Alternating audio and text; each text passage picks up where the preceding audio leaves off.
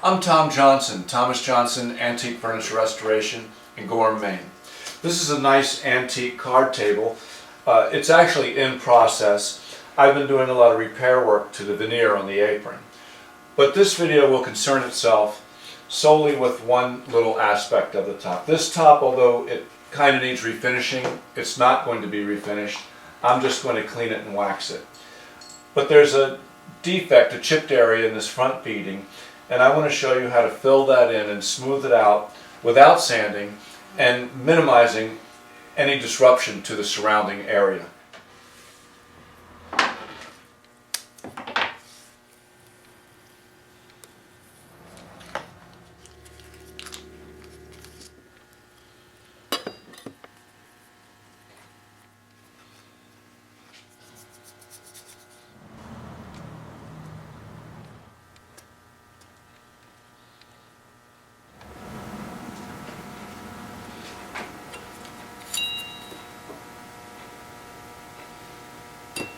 I've got a little water in a cup, and I'm going to dip my knife in the water and smooth this putty out. Maybe a little too soon. I'm pushing this too fast because I'm making this video. But you got to let this harden like for 5 minutes or so. You can't let it get too hard until you're done shaping it. So I'm waiting for this to harden just a little bit, not completely hard. I'm continuing to smooth it out with my finger with water on it. I may be a little impatient because I'm making a video. I'm going to stop and let this sit for 2 minutes. I'm going to watch the clock and let 2 minutes go by. I'm going to keep this groove of the beading clean because I don't want to sand it. You can see this area here kept moving when I was trying to form it. I'm just going to press it in gently and let it harden. It kind of concerns me.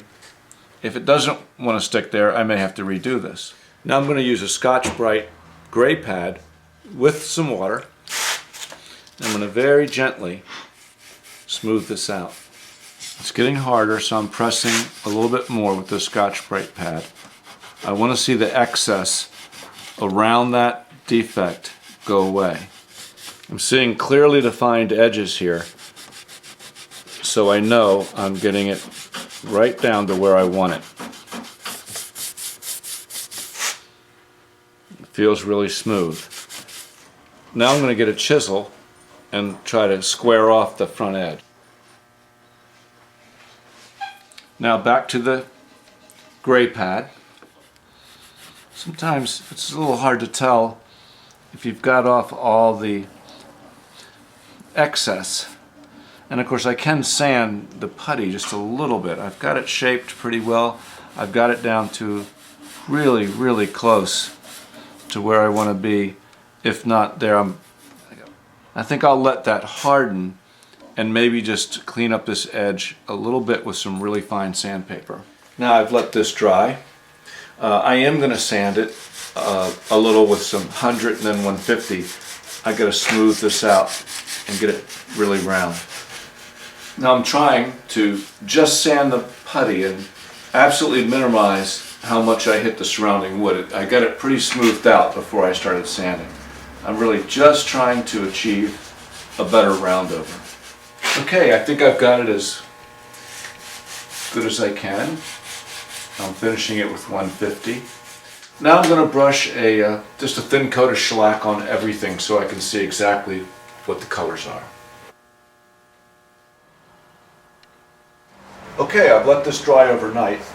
Now I'm going to sand it just lightly with some 500 and then touch up and see if I can get the color right. This is a aniline dye stain.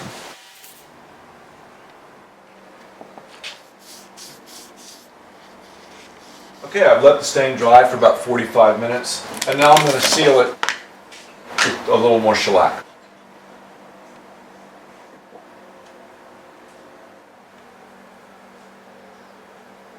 Okay, I've let the shellac dry just for a couple hours, and I'm not going to put any more on. I just wanted to seal in the staining and what I did.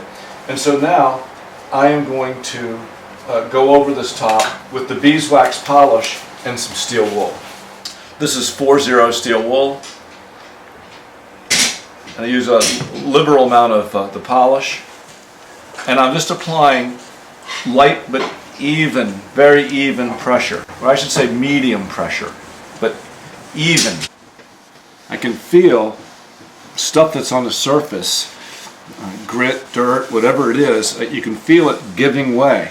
And the wood just looks beautiful.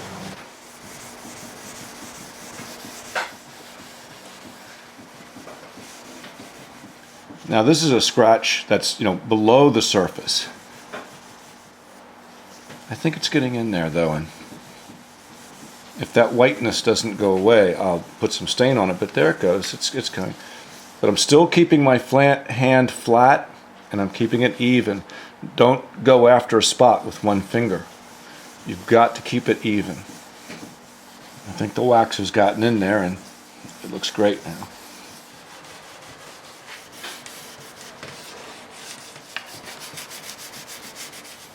I'm going to go gently here where my repair is.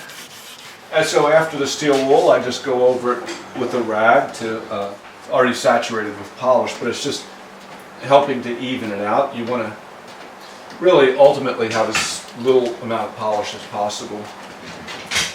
And then I use a paper towel to give it this final buffing. Okay. So as you remember, this top, it looked pretty rough, but we just, I just polished it with the beeswax polish and steel wool. It looks great. One problem, it has this wicked chip out of the front edge here, and I was able to fill that with epoxy putty without really disturbing the surrounding surface. And may not be perfect, but it looks pretty good.